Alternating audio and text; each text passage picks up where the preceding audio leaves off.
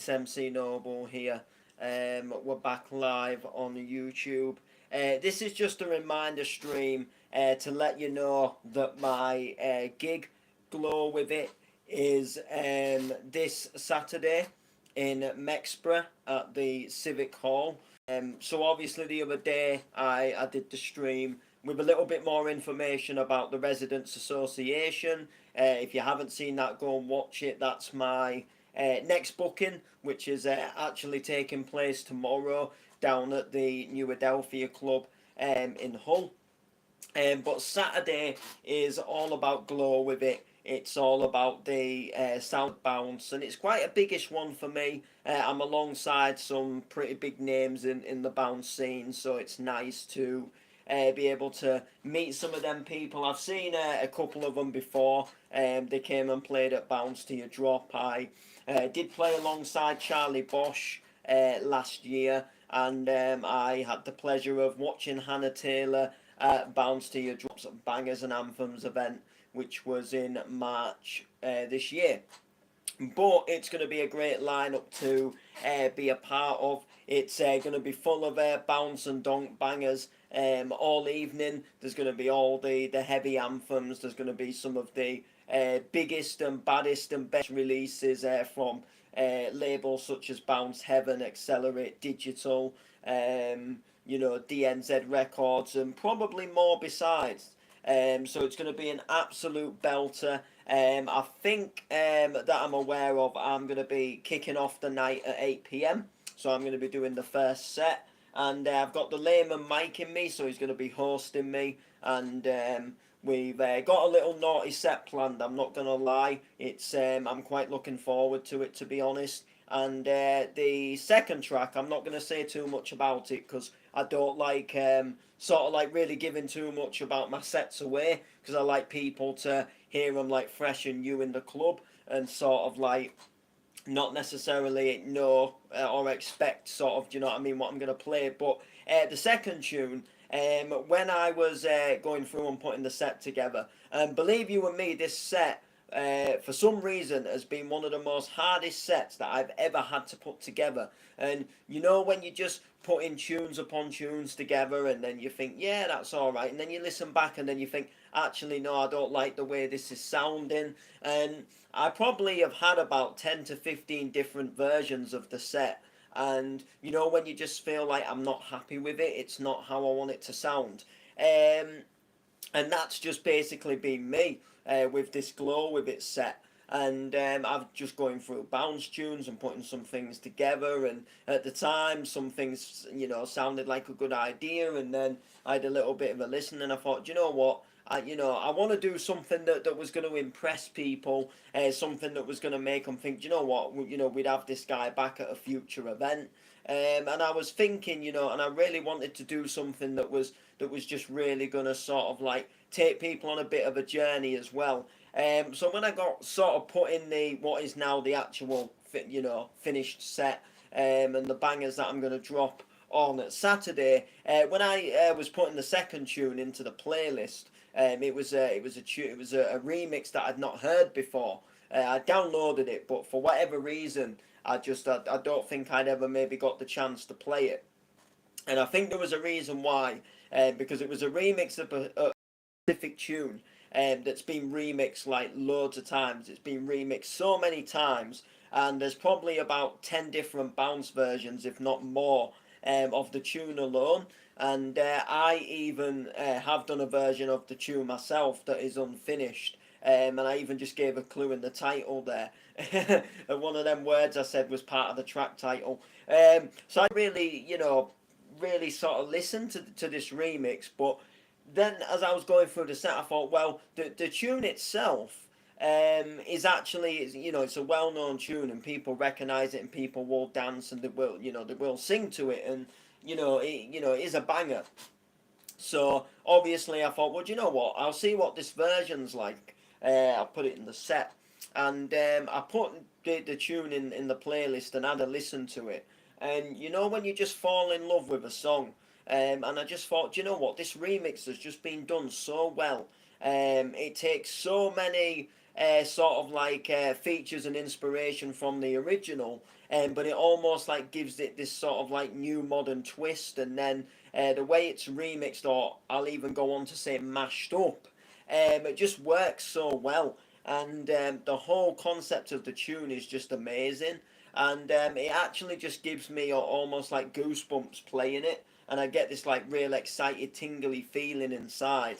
And I just think, you know what, this is an absolute banger. Like everything just works. It's like all the sounds in the tune just work well with each other. Like from the bass to the kicks to the claps and the sneers to the fills and the effects to the breakdown with the with the let's say leads and the melodies, and everything just works. Everything is just how you sort of want it to be, and the track just you get the result of this beautiful track. So I cannot wait to drop that in. I'm definitely going to be singing and dancing behind the decks for sure. It's going to be something that is going to be absolutely fantastic, and I'm so buzzed and honoured to have the layman miking me as well. He's mic'd me many a times in this bedroom, and that is actually well overdue, so that will be happening sometime soon, hopefully. But it'd be really nice to have him miking me in the nightclub sort of atmosphere, and getting the people ready for glow with it, getting people ready to glow with it, and get sort of bouncing for what's to come, obviously later on in the night. And hopefully the night does well. I know there is a Back to Bounce and a Wigan Pier on at the Doncaster Warehouse, and the Doncaster Warehouse is legendary. It's not too far from where we're playing either. So I've got a feeling that might maybe take some of our ravers, but all we can do is we can just hope for the best and hope that we do have a banging, and that we do have a belting night, and the main thing, if we enjoy it as well. I'm buzzed to be able to play it. I'm buzzed to have been asked to play it, and it seems to have come round like quite quick. Obviously, was thinking, I knew about it for quite a while, and the flyer was getting updated, and it was a date that I had in the pipeline for you people, but it was just something that I couldn't announce, and then it just feels like since announcing it, it's like it's gone so quick. To the point of now, like, wow, it's actually, it's not tomorrow, it's the day after. But yeah, I'm really buzzed. I'm super stoked for playing it. Yeah, it's at the Mexborough Civic Hall, and I don't know too much about the venue because I've never been before. However, I have been to the sports bar next door, as there was a bounce event. There was a bounce event that took place at the at the sports bar, that took place a couple of months back, called The Movement. I went there and emceed there, so it was really enjoyable. So the Civic Hall is just next door, and all I know from just personal having a browse on Google Maps myself, is there's like an Indian sort of like a spice place, like a food place, and there's like some stairs that you go down at the side, that will take you like to the Civic Hall. But because it's like a pedestrian stairs, there's no way of like really physically seeing the building itself. Like you can just see a little sign that says Civic Hall, and then obviously there's the little staircase, and you can't see the building itself. There's no way, like, even if you go around the other side of the building, there's like hedges and trees, and it's on like a bypass, and you can't see to it. So I don't know too much about what the venue's like. I know this is the second Glow With It event. I know they did one not too long back, and Twisted Wonderland, and they've also done events there with Andy Whitby. I believe they've had like Kelly Lorena and stuff like that, I believe, there as well, doing some singing and stuff, and they've really brought some 90s and some really good party vibes there, and that I'm aware of. I think they're open most weekends as well, and you can go there and have a little bit of a boogie. It's just a bit like your town's club, really. But it looks. I've seen a few pictures of the inside. Looks a really nice stage. Looking forward to getting in there and blasting out the donks on the sound system, which is really good. But yeah, I'm absolutely stoked to be able to say that I'm going to be playing at the event. So hopefully I'll see some of you people there out in full force, getting your stomp on with your donk on. That's someone else is saying, by the way. They said it ages ago, and it's kind of stuck in my head. It's like a nice little saying: get your stomp on. With your donk on, and I am partial to my sayings, especially my old school granddad sayings. There was one that come on TV today, and it's one that my granddad has actually told me before. And then I was like, it was one I'd forgotten about, and I was like, oh yeah, my granddad says that saying. And it was something like the birds fly backwards to keep the mud out their eyes. And I just thought, wow, my dad used to say that to me. And then it comes on TV. But no. So get your stomp on with your donk on. There's going to be bangers all night. I would imagine when people like Rick Shaw and Hannah. I mean, Rick Shaw, he releases a lot of stuff. He's got some belters coming out. He's just done an absolute banger of Dr. Albert, My Life.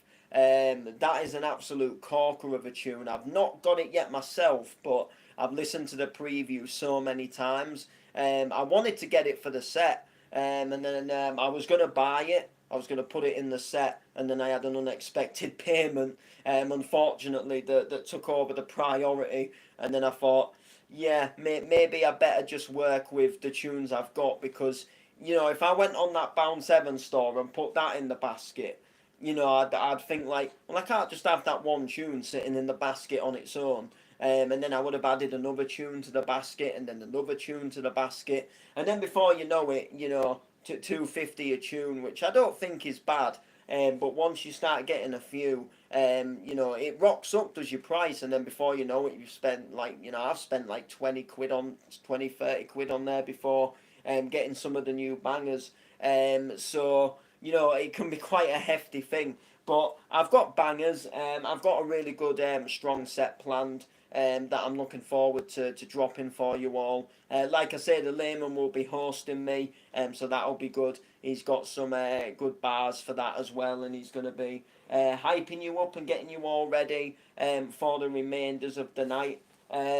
Just bear with me 2 seconds.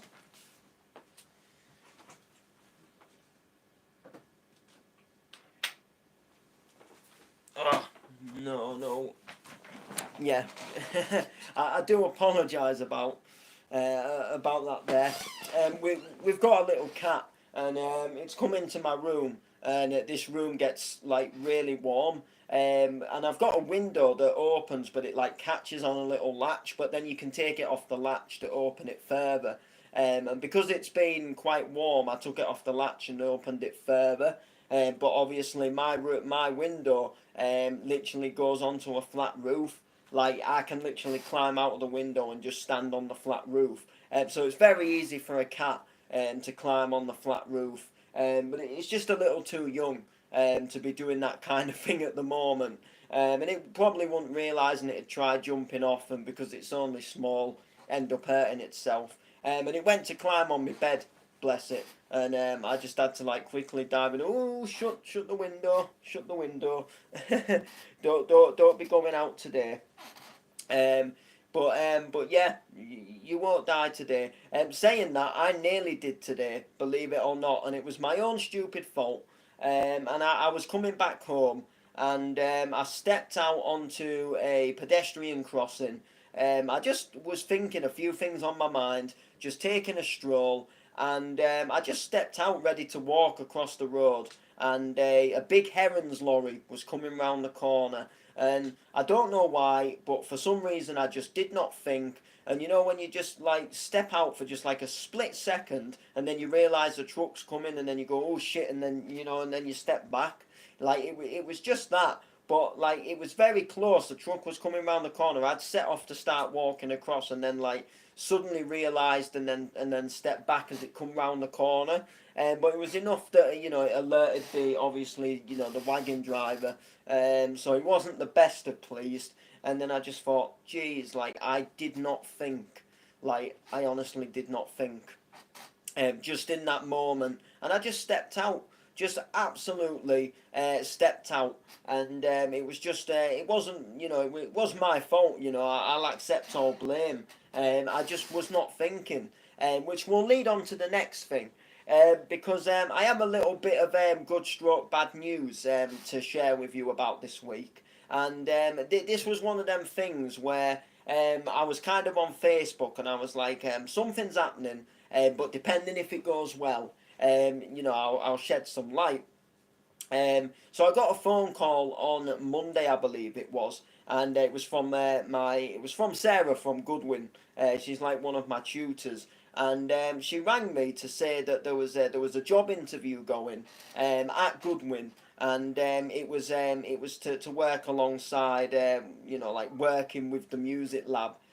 It was like helping young people get into music, and there was a few other things, regarding the job. And it was right up my street. It was something music related. I was going to be, putting events on, helping young people getting into music. Maybe, putting on some like classes and stuff, a bit like what music is, helping run the music lab as opposed to just going as a guy who's, performing and playing on the stage.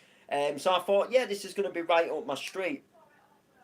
So anyway, so I was quite buzzed for it. Went into Goodwin yesterday and prepared like mad for this interview. Fixed up my CV that needed some updating, and today was the big day. Today was the interview day. So I go into Goodwin, go for my interview, and do you know what? The interview went really, really well. It was actually, in all fairness, I'll say it like 100%, it was the best interview that I've ever done, because I've been on a few interviews. I went on one about a year ago, and I had some things going on just outside, family related stuff, and my mind just wasn't completely in the right frame at the time. And when you kind of like just wasn't really ready for it, and then you kind of forgot about it, and then I thought, well, the job centre want me to do it, so I better do it. And that interview went like horribly wrong. I hadn't researched the company. I wasn't even really sure if it was a company I even really wanted to work with. It was just the job centre had said it. I was like, all right, yeah, let's do it. Without really thinking, I had some other things on my mind at the time, and the interview just went, horribly wrong. So this one went really well. I was prepared. I had questions. I had good answers to their questions. So the interview went well. They said, we'll let you know later today. We've just got to interview one other person. So I was like, yeah, fair enough. So I go back out the interview. Obviously talking to Sarah. Yeah, it's gone well. Blah blah blah. Well as it can be. I thought I did really well. Get back home. And then about dinner time, I think about 12:30, maybe 1:45, I get a phone call, and sadly I didn't get the job. Another candidate who was applying for the job, he just got it. He literally, apparently, according to the guy who interviewed me, it was a really tough decision. It was like, everybody was so like really good, gave really good interviews, but there was just one person that gave that little bit more than me, just gave that little something that made him sort of, I don't know, say, we're going to give him the job. So, I'd done very well. I'd come very close. I was very, very, if he hadn't been interviewing this guy, if this guy hadn't have even existed, then I suppose, it would have been me that would have got the role. But this other guy was just that, he just did something that obviously I didn't do, or he had some experience of something that I didn't have, and it made him maybe stand in better stead, for the job role. Which, was fair enough. It was acceptable, and nothing but good luck to to the guy who's got the job, who's going to be starting on the role, because when I got told about it, and what was going to be happening, and the course of what we'd be doing in the role, was really exciting. So I hope he has an absolutely amazing time. And obviously, as I'm still going to be attending Music Lab, doing things with the band, I might even happen to to see him around. Who knows? And they said that they've always got stuff going on in the future, so there might be a case where they'll need me again, or they'll need someone again, and then they might maybe consider me. So who knows? But yeah, it was one of those. It was a little bit like the radio training. I didn't want to say that I was doing the radio training in case I went into the radio, and then obviously I was like really, I was rubbish and terrible at radio presenting, and then it was like, look, we don't think you'll be right for our station. We don't think broadcasting's right for you. I would have obviously hyped people up for no reason. There'd have been a letdown. So that's why, I didn't go boasting online and saying, oh, I've got a job interview this Thursday, got something coming, because you never know how something's going to go, And obviously, if I had have, like, hyped people up to then say, oh, sadly, I didn't get the job, it wouldn't have been a good thing and it's not what I'm about. I'm all about, like, positivity. So I'd rather say, like, boom, oh, by the way, I did a job interview. I got the job, and they're like, what? I didn't know he was going for a job. Because, I like that surprise of people, where people sort of expect the unexpected from me. Kind of like the radio. No one knew I was going to go on the radio. No one knew I was even doing the broadcast training. It was just like one day, oh, I've passed broadcast training. Same with the band. Everyone thought, oh, he's just a DJ, he's just an MC. And then, lo and behold, they go online and, oh, I'm in a band, Noble and the Gang. And do you know what I mean? And that is like that is the beauty of it. And I love sort of keeping people in suspense. As much as it can be quite difficult when you're sitting on something really good. The same with bookings, like, I'm sitting on a booking at the moment that's not been announced yet, and I know it's going to be something really good, and I'd love to just tell you right now, but I can't, for the confidentiality of the brand that I'm playing for and the night I'm playing for. But at the same time, it's kind of good, because then I can just there can be just this big announcement, rather than like everybody knowing, and then like say like a flyer coming out. No, yeah, we already knew he was playing it. It gives it less excitement. But anyway, nevertheless, we've got to keep on going.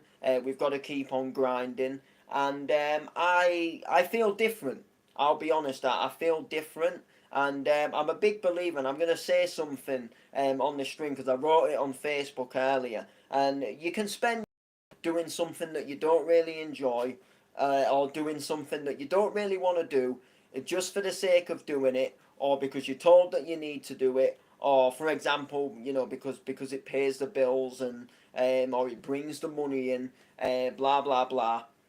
Right, and I'll tell you a really good example of a story. I'm going to tell you a story. So my granddad had a friend who wanted to race in the TT. It was his absolute dream. Was his absolute, if he could have done that, if he could have, began racing, and got to that point where he's to go around the TT course, would have absolutely made his, that's what he wanted to do. That was him. That was his dream. That was his goal. He worked towards it, pushed and pushed and pushed himself. But obviously, as things and time goes, you have to have a job, you have to earn a living, you have to make money, etc. So he had a job. He pushed and pushed and pushed himself with the bike racing, to the point where he got the opportunity to be able to go and race round the TT. Everything he'd ever wanted to do had come true. Everything he wanted was about to happen for him. And the sad story, the sad ending to the story is he couldn't get the time off work. They wouldn't allow him to have the time off work. So that once in a lifetime opportunity that he would have got to race round the TT, to do that legendary race course on a motorbike, was all shattered and ruined, because he couldn't get the time off work. So the saying, you can spend years doing something that you don't necessarily enjoy or you don't want to do, but you do it for the sake of doing it because it pays, pays the bills and etc. Or you can try and work towards doing what you really, really want to do. So what I mean by this and why I'm giving this example is because people have told me like, you do this and do that and get a job here and get a job there, and I pushed and pushed and pushed myself to the point where I actually got an interview to do something music related, if that makes sense, which is something that I really, really wanted to do. And it can be the same with anything. It doesn't have to be music. You might want to be a teacher. You might want to be a driving instructor. But if you don't push towards that boundaries and goals on whether you go to college, whether you go to university, or the same, like, the hard thing for me with music is it's very hard. Just, it's all about self-promoting, and it's all about pushing yourself, and it can take absolutely years, to get even, like, just to the point of, doing little things in music. So obviously I started MCing in 2015. I didn't do my first ever gig until 2017 at my local rugby club. But that was a buzz for me because that was the first time I was playing out somewhere, the first time I was MCing. And then prior to that rugby club gig, I didn't do any more bookings until 2019. And that was when I first started to get put on to flyers, when flyers were starting to appear with my name on it. And getting sort of like into the music sort of like industry is very hard these days because DJing is so sort of common now. And you can just DJ off of your phone. There's so many controllers and different things that will do a lot of things for you, and it's very hard to stand out as a DJ. So, for example, like if you DJ, what are you gonna do that's different to DJ Dan? At the end of the day, mixing is mixing, and it's very hard to stand yourself out from somebody else. And do things that are gonna really sort of like set you apart and blow you away. As opposed to what maybe somebody else will do. Obviously, if you produce your own tunes, that does you an advantage because you drop in sort of like exclusive original material or your own remixes of something that a lot of people haven't heard before. So that will give you a set advantage. And another thing as well is putting events on. They're not a very cheap thing. They're not cheap at all. So, for example, booking the Doncaster Warehouse, if you hire that club just alone to say, for example, put an event on, I believe it costs £900 just to hire the venue alone.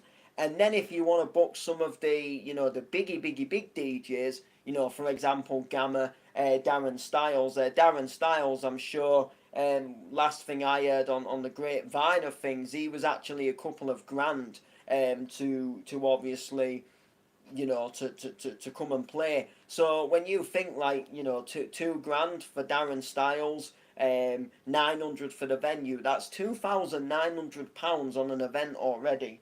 And then that doesn't include like, if you want the upclass MC, so maybe like Storm, WizKid. And then obviously you aren't just going to have Darren Styles on his own for the mega event. You might have maybe somebody, I don't know, say like Scott Brown or Hickey, and they aren't gonna come what you would call exactly cheap either. So by the time you put all these amazing headliners together, you've secured the amazing website, you paid the guy, to print you off the top class flyer. You paid for the flyers to be printed, you paid for all the promotion. When it comes down to up DJs, which is classed as people like myself, we're the people that don't, sadly, we don't always get payment. Sadly, it comes to the point, because they've already spent that much within the budget to get the headliners and secure the venue. that sadly people like us who are going to play like the first hour or play the second hour, if getting us for free, if they can sort of like do that, then they'll do it. You know what I mean? And then obviously because we're up and coming ourselves, and we want the opportunities to be able to to play out and get amongst and in that environment. We 9 times out of 10, will say yes, or some people won't have the backbone, to ask for, the payments. I'm quite blessed because now I do, as a matter of fact, I do get paid for some of my bookings, which is a good thing. But one thing that I am totally in agreement for is I don't mind doing a free booking if the booking's going to give me an advantage. So for example, if I get onto say like quite a biggish lineup with some like really really big names and it's going to benefit me, it's going to put my foot in the door to go further, then obviously that's when I don't mind doing it for free. Or if say like I win a competition to play at a big festival, that's like a really big step in the direction for me. But then as opposed to like playing somewhere where you've played for like ages, or where you played like so many times, and you're not really benefiting for it, but they like what you do, so they keep having you back. Then I do believe it is acceptable to ask for payment, and especially for fuel cost. I mean, what we're going through at the moment with the fuel prices skyrocketing, I do believe if they could just pay a little bit towards your travel even, is definitely a big thing. And one advantage I suppose I do have is the fact that I'm not really a drinker at the moment, or should I say anymore. And the fact that myself and Lee, we always normally drive back from somewhere because we're both sober, so we're not always having that worry of having to book ourselves into a hotel.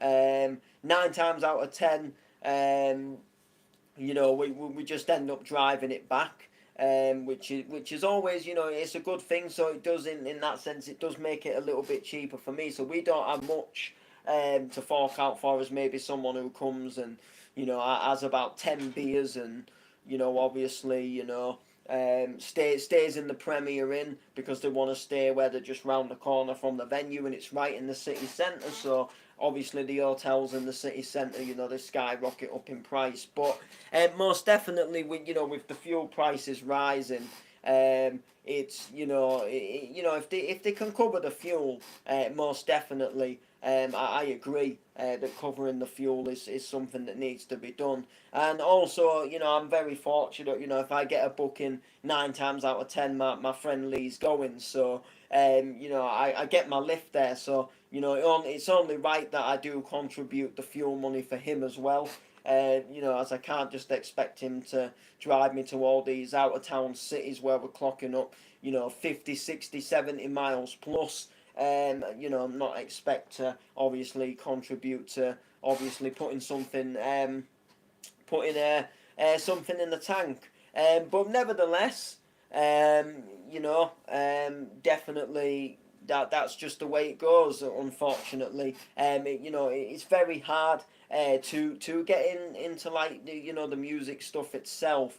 But if it's your passion, and if it's what you really really want to do, then keep pushing at it, because I do. I'm not giving up. I haven't said all of this to make any of you people give up, although it might maybe sound like oh, there's no point in all that then. If you've really got a passion for music, and you can really do unique things to make yourself stand out as a DJ, things will work for you. Like, I go live with my green screen wearing a green top. It gets rid of my body, just makes it a bit more entertaining for people, obviously, to watch. I'm a very positive person, so I'm always positive on Facebook. I'm never arguing with anybody. If I've got things going on outside of music, I don't write about it all over Facebook, like, oh, I've had a really bad day today, or if I feel like I never put posts up like, oh, I'm going to give up DJing and sell up the equipment.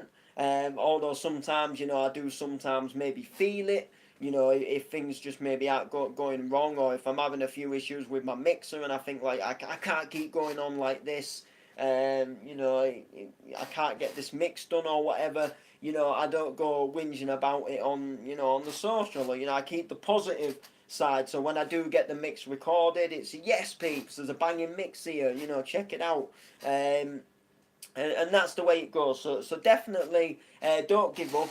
Get yourself down to Glow with it on Saturday. It's going to be banging. If you're in the Hull area, get yourself down to the Residents Association tomorrow night. It starts at 8 p.m. I'm going to be on the decks at 9:20, doing like a history of dance stroke like house music set. But every tune is like a remix with like, you know, its own sort of unique personality to it.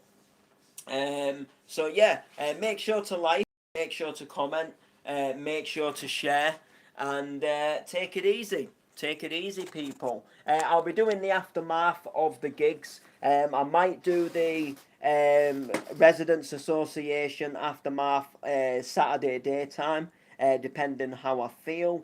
If not, I might do a joint stream on Sunday and just talk about both of the events.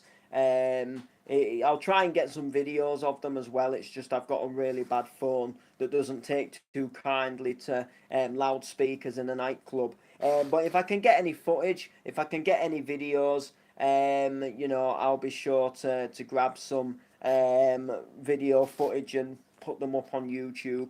Just so if you don't happen to come to the gigs itself, you can have a little look at you know, what goes down and what went down at, you know, at the gig, and stuff like that. So like, comment, share.